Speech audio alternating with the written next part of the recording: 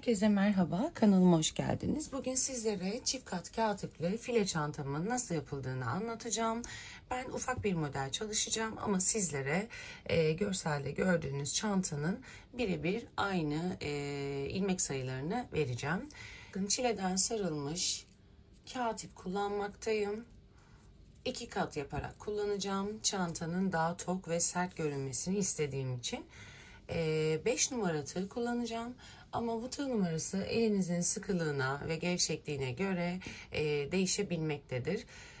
Bence eli çok sıkı olanlar yani 5,5-6 kullanabilirler daha rahat için, ya da benim için 5 ideal diyorsanız bir deneyin. Eğer çantanızda çok fazla kasma oluyorsa 1 numara büyük tığ kullanın. 4 numara kullanmanızı tavsiye etmem. Çünkü çift kat kağıt ipte çok fazla zorlanırsınız.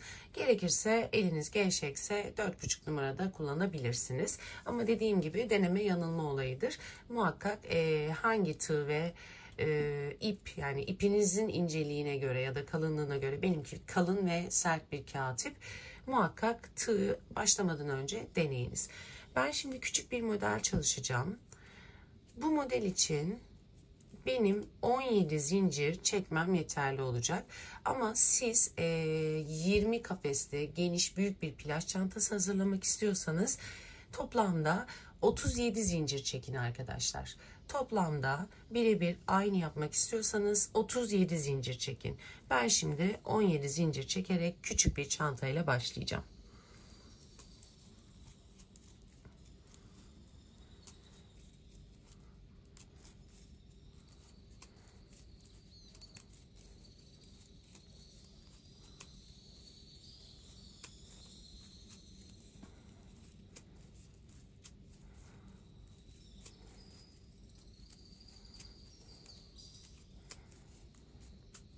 Evet, 17 zincirimi çektim. Bakın, ne çok sıkı çektim ne çok gevşek çektim. Orta ayarda zincirler çektim. Çok gevşek çekerseniz ilmekleri araya batacağımız zaman büyük büyük yuvarlak görüntüler olur, geniş görüntüler olur. Çok sıkı yaparsanız da kareleri yaparken kasma olur. Şimdi siz 37 zincir çekeceksiniz büyüklük için. Ben dediğim gibi küçük bir çanta çalışacağım. Kolay anlatım olsun diye 17 zincir çektim. Şimdi 37 zincir çektiğiniz farz edin.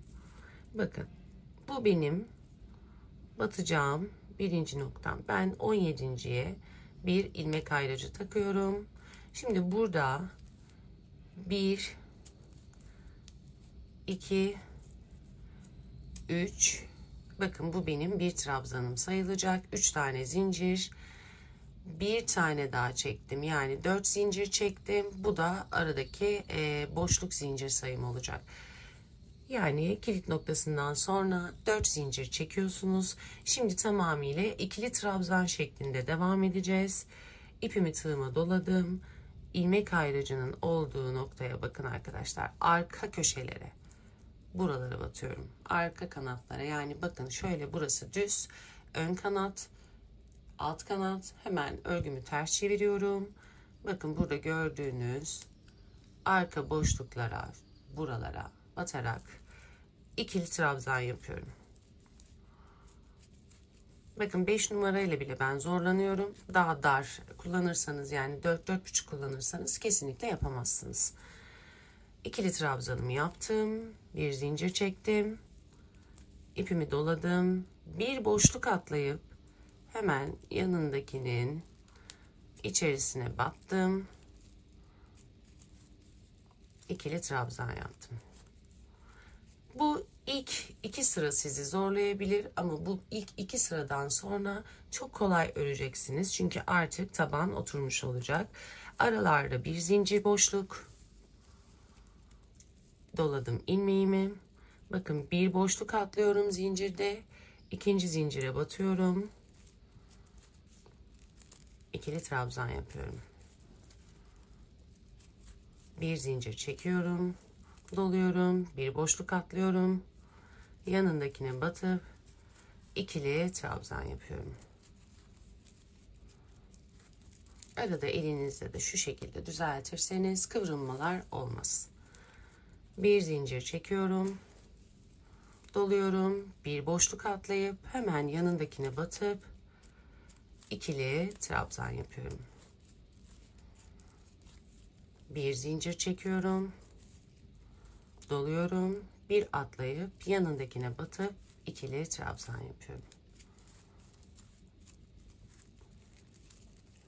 Elimizle düzeltelim. Bakın çok muntazam, düzgün kafesler olmaya başladı.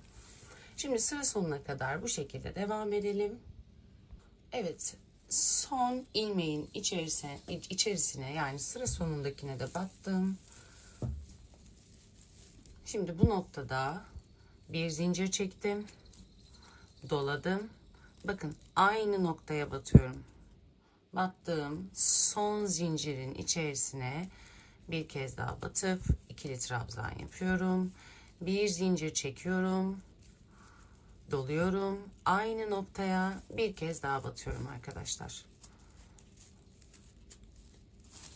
Evet, yani köşede benim bir kutum daha oldu. Siz dilerseniz buraya 4 kere batabilirsiniz. Yani 1, 2, 3, 4 yani köşeye tam 3 kere batıp bir de karşıya yapabilirsiniz. Ama birebir aynı istiyorsanız benim için görseldeki genişlik yeter diyorsanız aynı noktaya tam köşede bakın 1-2 tane battım fazladan. Bir zincir çekiyorum. Bakın örgümün tersine geldim. Burada karşılıklı gelen tüm zincir boşluklarına birer tane ikili trabzan yapıyorum. Bu benim bakın son köşeye 1, 2, 3, 4 tane batmış oldum. Şu an örgümü döndürdüm. Yani toplamda köşede 1, 2, 3 tane kutu olacak arkadaşlar. Şimdi zincir çektim. Karşı gelen tüm zincir boşluklarına, trabzanların tam karşılarına birer tane ikili trabzan yapıyorum. Bu arada ipimi arkada gizliyorum.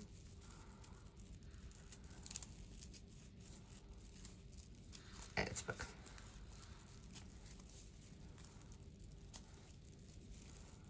Bu şekilde olacak. Şimdi aralarda bir zincirlik boşluk.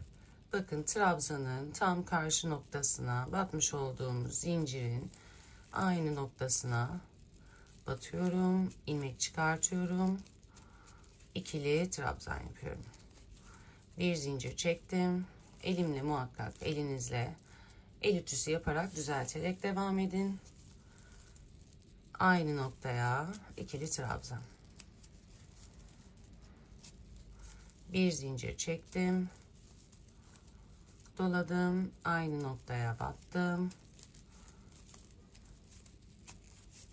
İkili trabzan yaptım. Şimdi sıra sonuna kadar buraya kadar ilmek ayracımızın olduğu yere kadar aynı şekilde devam edelim. Bakın ilmek ayracımın olduğu noktaya battım. Bir zincir çektim. Bakın burada zaten başlangıçta 4 tane zincir çekmiştik. Kutunun birini yapmıştık. Şimdi burada ne yapıyorduk? Bakın bu köşeyi göstereyim. 1, 2, 3, 4 tane trabzan olması gerekiyordu köşede. Bu köşede şu anda 1, 2, 3 tane trabzan var. Bir zincirden sonra şu ilmek ayracımı çıkartmak istiyorum artık. Doladım. Aynı noktaya tekrar battım. Bakın bu noktada benim 1, 2, 3, 4 tane ikili trabzanım oldu. Bir zincir çektim. Şimdi birleştirme yapacağız. Birleştirmeyi bakın arkadaşlar. 1, 2, 3 zincir çekmiştik. 4 zincir çekmiştik. 3 tanesi bizim ikili trabzanımız sayılıyordu. Bir tanesi de aradaki zincir boşluğu sayılıyordu. 3. zincirin tam içerisine batmayacağım. Çünkü o zaman çantam bittiğinde kötü bir görüntü oluyor. Bir zincir çektikten sonra bakın direkt içerisine batıyorum. İlmek çıkartıp diğer ilmeğimden kaydırıyorum ve bir zincir çekiyorum. Kaydırmaları bu şekilde yaparsanız bakın daha muntazam bir görüntü elde ederiz. Şimdi bu noktada elinizle birazcık şöyle, bu bizim tabanımız, artık yukarıya doğru çıkacağız. Benim için bu genişlik her zaman yeterli oldu. Görseldeki çantamda bu şekildedir. Ama dediğim gibi eğer hani biraz daha tabanım geniş olsun diyorsanız buraya bu 1, 2, 3 kutu var görüntüde. 4 kutu yapın. Yani bir tane daha fazladan batabilirsiniz. Evet, şimdi artık taban bitti. Çantada yukarıya doğru çıkacağız. Mantık hep aynı arkadaşlar. Birinci zincirimi çektim. 1, 2, 3, 4 zincir. Bakın burada önemli olan bir püf noktası var. Tepe noktalarına batarlar değil mi hep? Tepe noktasına batıp ikili trabzan yaparlar. Bakın. Ama ben tepe noktasına batmıyorum ki daha düzgün gözüksün benim kutularım. Bakın bu noktaya batacaksınız arkadaşlar. İlmeği doladınız tığınıza. Burada tepe noktasına değil, bakın ikili trabzanın en üstünde başak şeklinde, sık iğne şeklinde gözüken bir nokta var. Bu noktanın tam ortasına batıyorum arkadaşlar. Bakın. Tam ortasına batıyorum. Arkadan ilmek çıkartıyorum ve ikili trabzan yapıyorum. Zincir çektim. Doladım. Bakın tepe noktasına değil, burada gördüğünüz üçgen başak modelinin sık iğneye benzer modelin içine battım. Arkadan ilmek çıkardım. Ve ikili trabzan yaptım. Bu şekilde yaparsanız kutularınızı her zaman daha dümdüz, muntazam, sıralı kareler şeklinde gözükür. Ama tepe noktasına batsaydınız eğer hafif kaymalar, çaprazlar, muntazam bir görüntü olmayacaktı. Bu sebeple muhakkak tepe noktalarına değil zincir çekin, dolayın. Bakın burada gördüğünüz tepe noktası burası, buraya değil. Burada gördüğünüz başak noktaların tam ortasına batınız ve ilmek çıkartıp ikili trabzan yapınız. Buna eminim örgü örmeyi bilen birçok arkadaşım biliyordur. Tepe noktasına batarsanız çok çirkin, yamuk yumuk bir kare görüntüsü olacaktır. Bu sebeple her zaman bu şekilde bakın ortaya batmakta fayda var. Burada çift kat kağıt iple biraz zor olabiliyor. Siz dilerseniz bu çantayı kalın makrome iple de örebilirsiniz. Ya da elinizde kordon ip varsa onlarla da örebilirsiniz. Kalın iplerle de hazırlayabilirsiniz. Ama ben çift kat kağıt ipin bu görüntüsünü çok seviyorum. Şimdi hemen sıra sonuna kadar göstereyim. Tepe noktasına değil, ortaya batıyoruz arkadaşlar. Ortaya.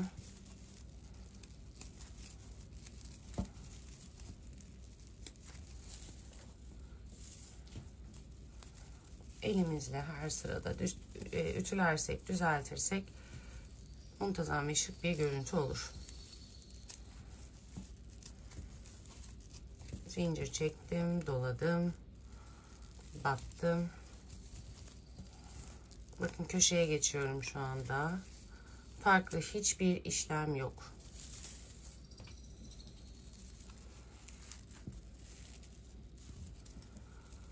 Doladım. Köşe noktalara da aynı şekilde tam ortadan batıyorum.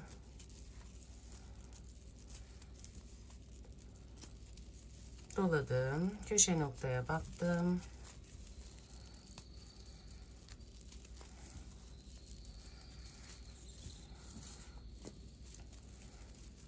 Zincir çektim, doladım.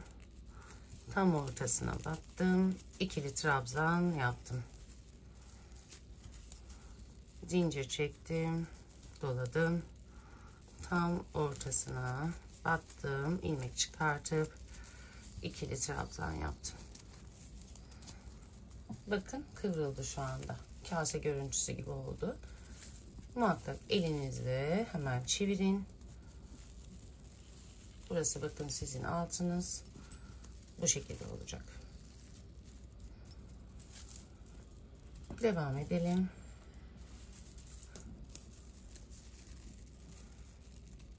Battım.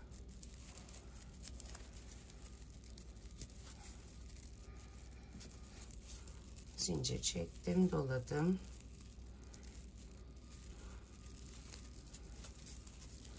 Bu arada çok hızlı anlattığımı, hızlı yaptığımı düşünüyorsanız ayarlar kısmından yavaşlatarak videomu izleyebilirsiniz.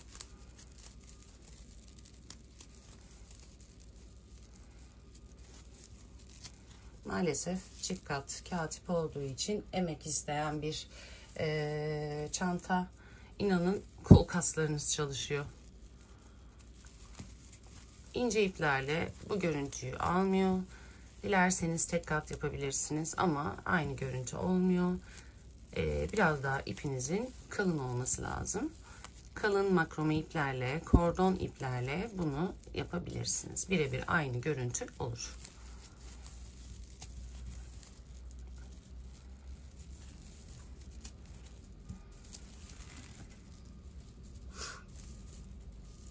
Devam ediyorum. Videoyu kesmeyeceğim.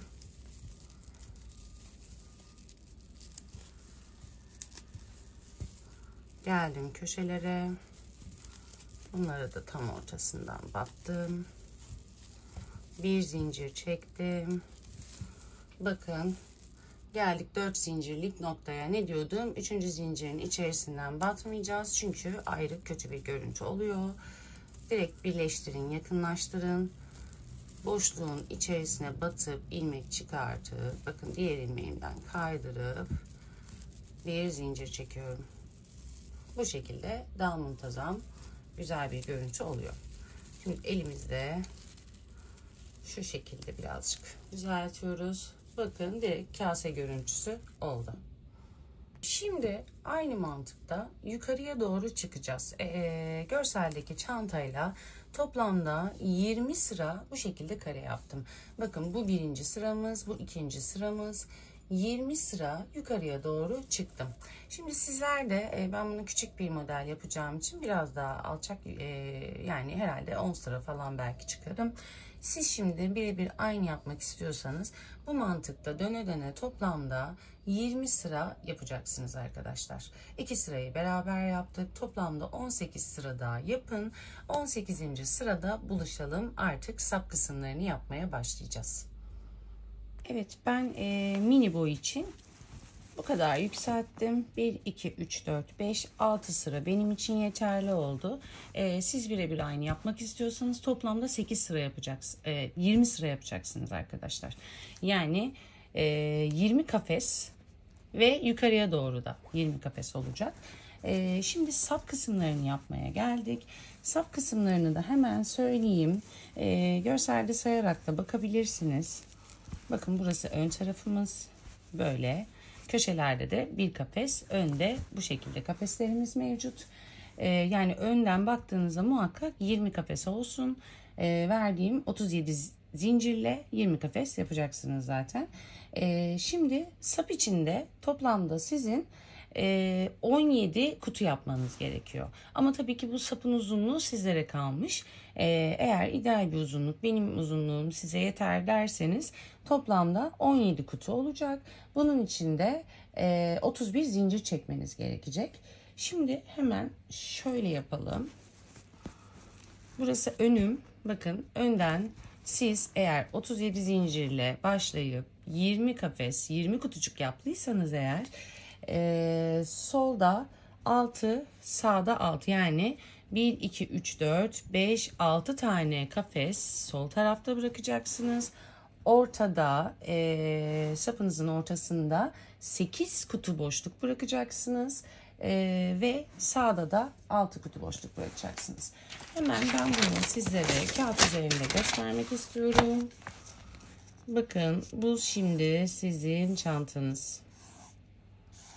Yukarıya doğru 20 kafes ve yan tarafa doğru 20 kafes yaptınız diyelim. Yukarıya doğru 3, 4, 5, 6 kafes sol, ortada 1, 2, 3, 4, 5, 6, 7, 8 kafes, sap ortası,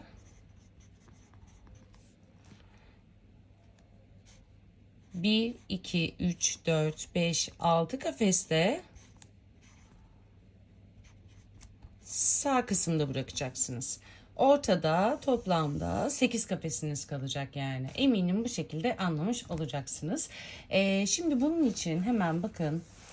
Ben burada kaç tane vardı? 1, 2, 3, 1, 2, 3. 3, 3 yapacağım. Ortada 4 bırakacağım.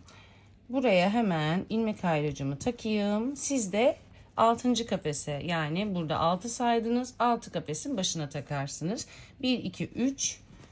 Ben küçük çalıştığım için bu şekilde yapacağım. Köşelerde 3, ortada 4 kafes bıraktım. Siz köşelerde 6, ortada 8 kafes bırakacaksınız. Şimdi bu kafesi yaparken arkadaşlar yine aynı mantıkta 1, 2, 3, 1, 2, 3, 4. 4 zincirimi çektim. İlmeğimi doladım. Bakın hemen geldim. Yandaki trabzanın ortasına batıp ikili trabzan yaptım. Zincir çektim. Ortaya geldim. İkili trabzan yaptım. Zincir çektim. Siz dediğim gibi ilmek ayracını çıkartıyorum. 6. kafesin 6 kafes sağda, 6 kafes solda bırakacağınız için siz ona göre hesap edin. Ben şu an küçük çalıştığım için 3 kafes benim için yeterli.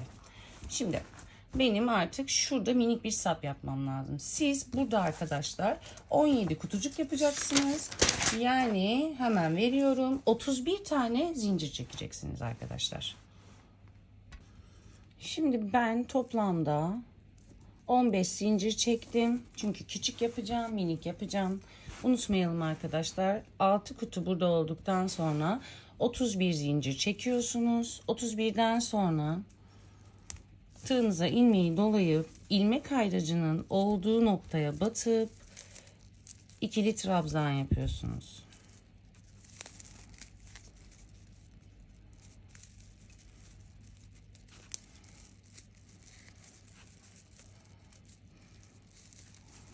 Bir zincir çekiyorsunuz. Bakın bu şekilde bir görüntü olacak.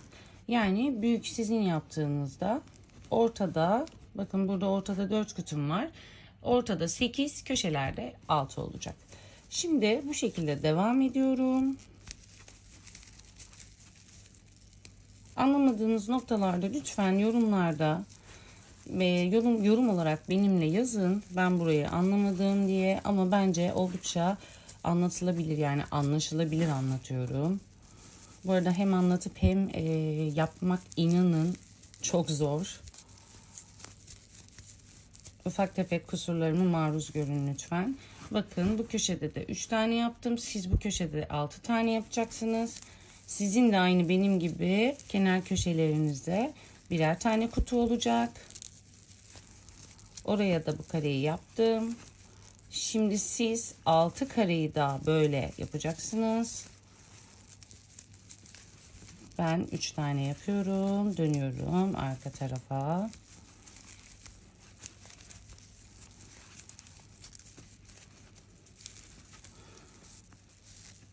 Bir, iki, üç, orta, bir, iki. Son karemi de yapıyorum. Evet. Siz de döndürüp arka tarafta 6 kareyi yaptıktan sonra yine 31 tane zincir çekeceksiniz. Ben 15 tane çekeceğim. Benimki küçük çünkü. 31 zincir çekeceksiniz. 1, 2, 3, 4, 5, 6, 7, 8, 9, 10, 11, 12, 13, 14, 15. 31 zinciri çektikten sonra arkadaşlar hemen tığınıza ipinizi dolayın. Siz 8 kafes sayacaksınız. 1, 2, 3, 4 benimki. Siz 8 kafes saydıktan sonra batıp ilmek çıkartıp 1, 2. İkili trabzan yapıyoruz. Arada bir boşluk, sıra sonuna kadar devam edeceksiniz.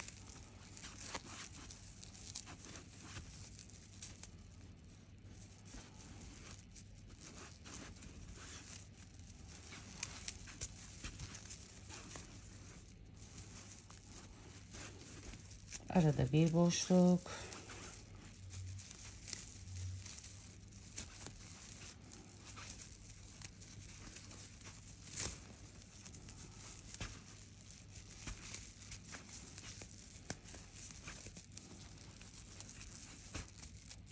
Şimdi kapatıyoruz arkadaşlar.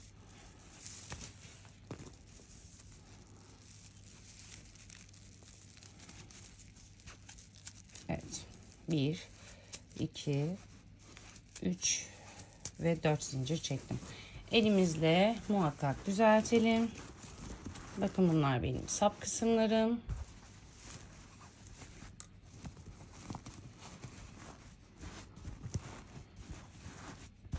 Şimdi aynı mantıkta bu bizim son sıramız oluyor arkadaşlar. Batıyorum. Sapın kafesini de yaptıktan sonra bitireceğiz.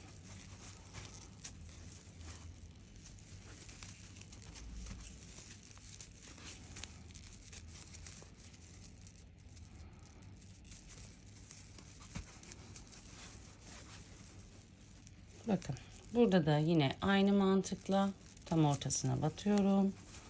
İlmek çıkartıyorum. İkili trabzan yapıyorum. Geldik sapa. Bir zincir çektim. Sapta karıştırmayalım lütfen. Hemen döndüreyim sapı ben. Dönmüş şu an.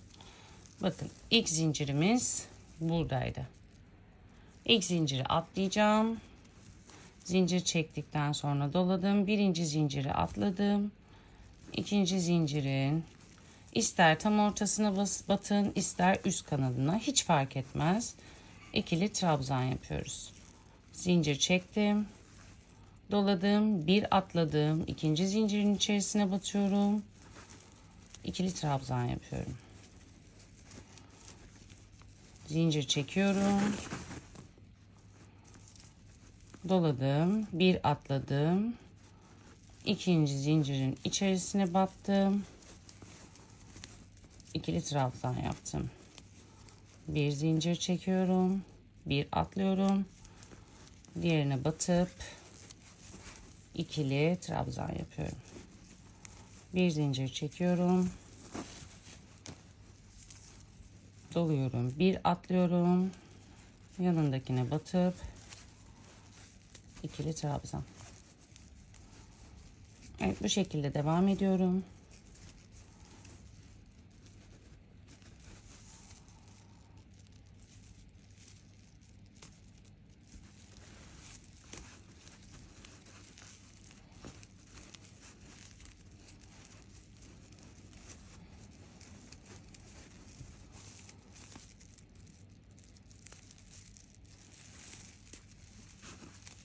Son saptaki kafesimi yaptım. Bir zincir çektim. Elinizle birazcık kafesi düzeltin. Muhakkak düzeltin. Şimdi bakın. Son bir zincir kaldı burada. Onu da atladım. İlk yaptığımız trabzanın ortasına battım. İkili trabzan yaptım. Geldim köşelere.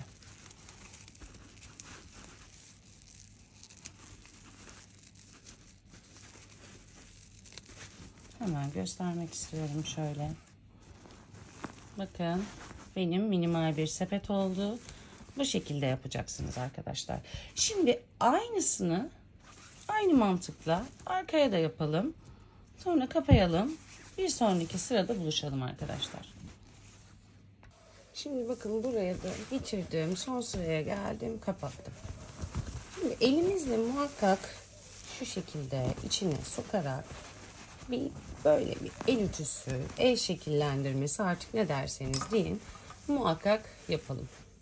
Bakın saplarımız da tamam. Şimdi artık üstte bir sıra sık iğne geçeceğim, kapatacağım ve bu ortada gördüğünüz kısma da bir sıra sık iğne geçeceğim.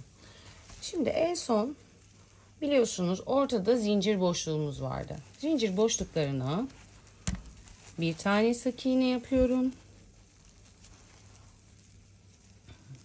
Burada gördüğünüz tepe boşluklarına, trabzanların bir sık iğne yapıyorum. Boşluğa bir sık iğne. trabzanların tepe boşluklarına batarak sık iğne yapıyorum. Bunu tüm trabzan noktalarına ve bir zincirlik boşluklara sıra sonuna kadar yaparak devam edeceğiz. Yapmaya da bilirsiniz. Direkt burada bu şekilde de kesebilirsiniz. Ama bunu yaptığınızda çok böyle tok ve güzel bir görüntü oluyor. Bilginiz olsun.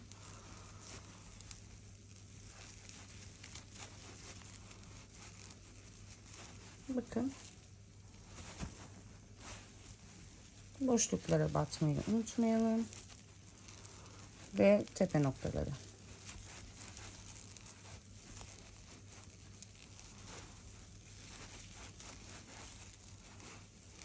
Sıra sonuna kadar sık iğne şeklinde geçelim. Sıra sonunda birleştirelim. Evet, bakın bitirdim ben. Şimdi bu noktada ipimizi birazcık uzunca kesiyoruz. Şimdi benim kısa olduğu için böyle duruyor. Bakmayın hani nasıl birebir aynı diyeceksiniz. Siz sapınızı uzun yapacağınız için aynı olacak. Şimdi ipi kestikten sonra ipimi çekiyorum. Ve tığıma geçiriyorum. İğneme geçiriyorum.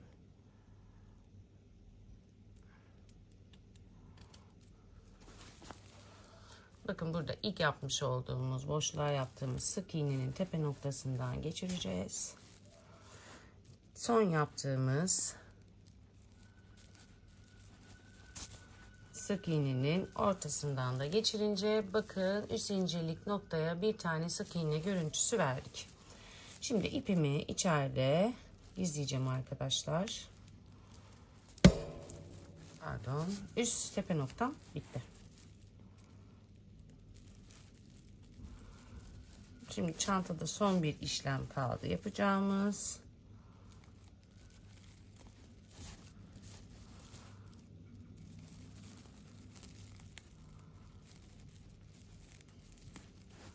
İpimi gizledim ve kesiyorum.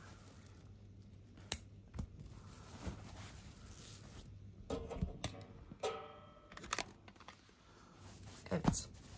Şimdi muhakkak bu arada 3'ü vuracağız arkadaşlar. Muhakkak 3'ü vuruyorum. Biraz yumuşatıyorum. Şimdi geldik bu orta kısma.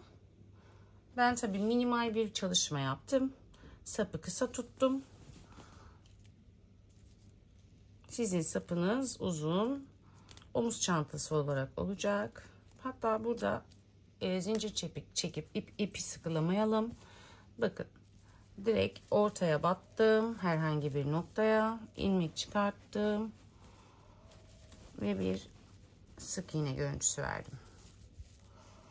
Yine aynı yukarıda yaptığımız gibi boşluklara ve tepe noktalarına sık iğne yapıyoruz arkadaşlar.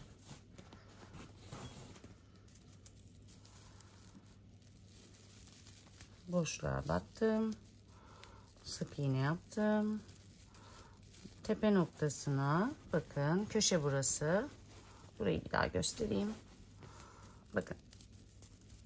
Bu köşeye geldiğimizde arkadaşlar buradaki kafesin köşesine geldiğimizde bakın şunu da sökeyim.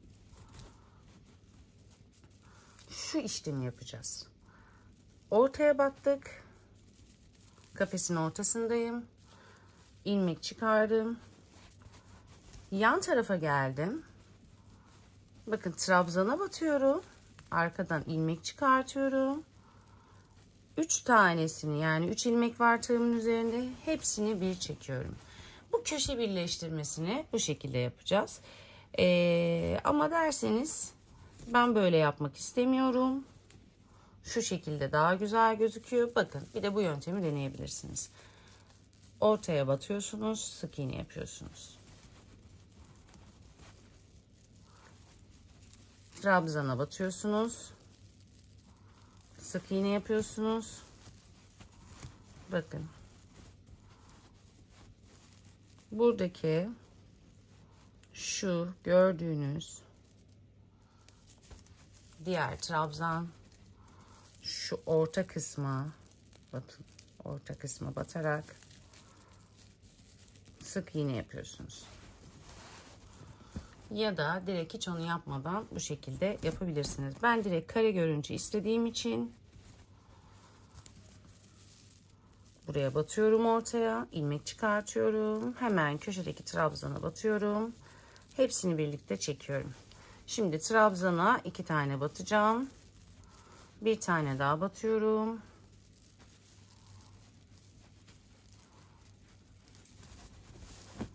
Bakın bu şekilde direkt kare bir görüntü oldu. Devam ediyorum. Üst trabzan boşluğuna geldim. Bakın burada bir zincirlik trabzan boşluğundayım. Buraya bir tane trabzanı yapmış olduğumuz noktaya bir tane, boşluğa bir tane, trabzanın ucuna bir sık iğne, boşluğa, trabzanın ucuna, boşluğa, trabzanın ucuna, boşluğa,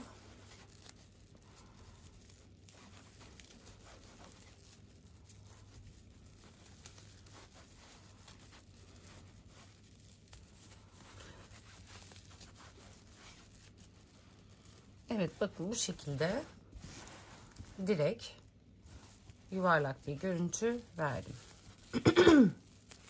Pardon. Sık iğne şeklinde devam ediyorum. Geldim köşedeki son sap boşluğuna. Geldik bakın. Orta trabzan boşluğuna. Buraya bir tane normal batıyoruz. Bir tane batıyoruz. İlmeği çıkartıp bekletiyoruz. Bakın hemen diğer alttaki boşluğa batıp çıkartıp ilmek çıkartıp hepsini birlikte çekiyoruz. Tepe noktasına batıyorum. Boşluğa batıyorum. Tepe noktasına batıyorum. Şimdi ipimi kesip birleştiriyorum.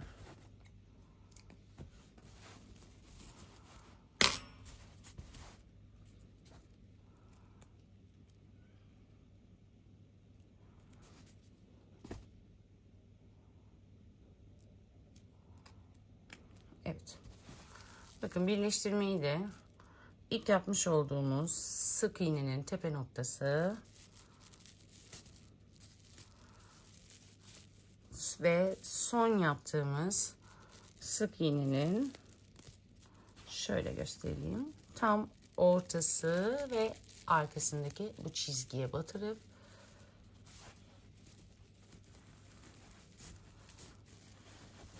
bakın bir sık iğne görüntüsü verdim şu anda. Evet. Şimdi ipimi yine arkada gizleyeceğim.